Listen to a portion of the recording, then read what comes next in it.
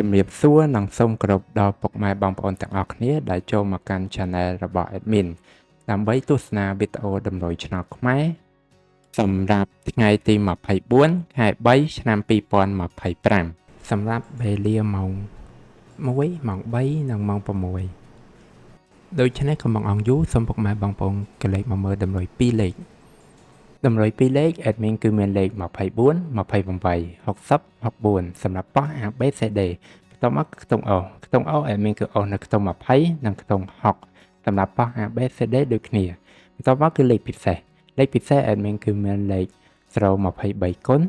431គុណនិង796គុណដែលលេខទាំងអស់នេះសុទ្ធសឹងតែជាលេខដែលមានសង្ឃឹមថានឹងចេញខ្ពស់សម្រាប់ថ្ងៃនេះអរគុណពុកម៉ែបងប្អូនទាំងអស់គ្នាដែលបានទស្សនាវីដេអូនេះពីដើមរហូតដល់ចប់ក៏ជូនពរពុកម៉ែបងប្អូនទាំងអស់គ្នាធ្វើការសងសំណាននៅថ្ងៃថ្មីទទួលបាននូវការហេងឆ្នះចំទាំងអស់គ្នាជាចុងក្រោយ Admin សូមពុកម៉ែបងប្អូនជួយ Like Subscribe និង Share ដើម្បីជាកម្លាំងចិត្តដល់ Admin ផងនិងដើម្បីពុកម៉ែបងប្អូនទាំងអស់គ្នាទទួលបាននូវវីដេអូថ្មីបានឆាប់រហ័សផងដែរដូច្នេះ Admin សូមជម្រាបលានិងជួបគ្នានៅវីដេអូក្រោយ